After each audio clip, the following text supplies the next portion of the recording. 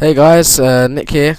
Today I'm going to be doing a Sony Vegas tutorial. This will be the first in the series, and we are starting with the very basics today, and we'll be progressing to the more advanced stuff as we go through these tutorials.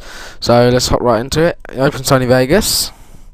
First thing you want to do when you actually open Sony Vegas is come to these project video properties up here. You want to click on that, and you just want to pause the video for a second, basically copy down these settings as they're the best settings. And you want to also make sure that the audio, this is not on good, it's on best. After you've done that, click start all new projects with these settings, so every time you open Sony Vegas it will automatically have these settings. Click apply and OK.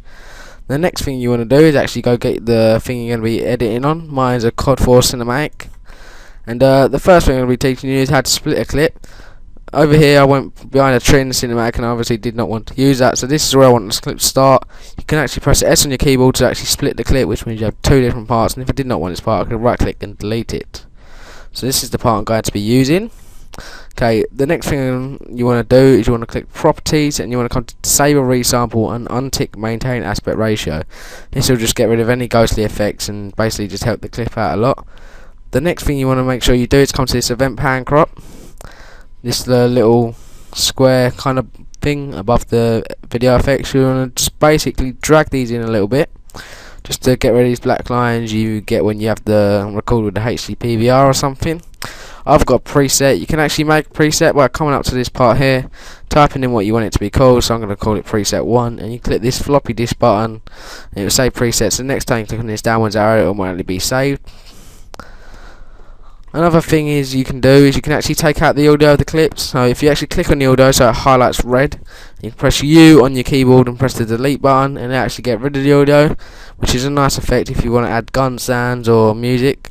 And to add music you can simply just drag it in and it will create its own audio file of it. You can actually split the audio as well by using the S key, and say you only want to use that part of it, you can actually just delete that part and it will end there. Another thing you can fade the clip out a little bit, so instead of it jumping frame to frame it'll actually go like fade out black, and then you can start the next clip. You can do that on the audio as well, so it kind of dies out, which is quite a nice effect because it gives you the feeling it's going to be ending, like when you're doing the last little bit.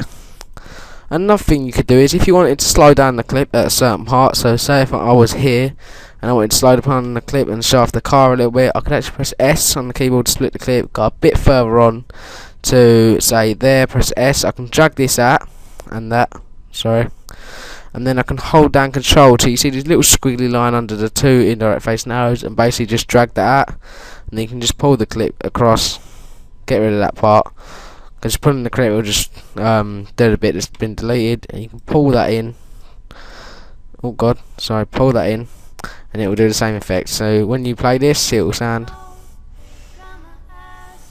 then you'll see the fade out and the clip will just fade out, and it's a really nice effect. And that's it for today's tutorial guys. In episode 2 I think I'm going to be doing some render settings, so be sure to check out for that. And if you could possibly like this video guys, it helps us out a lot. And yeah, hope to see you in episode 2. See ya, bye.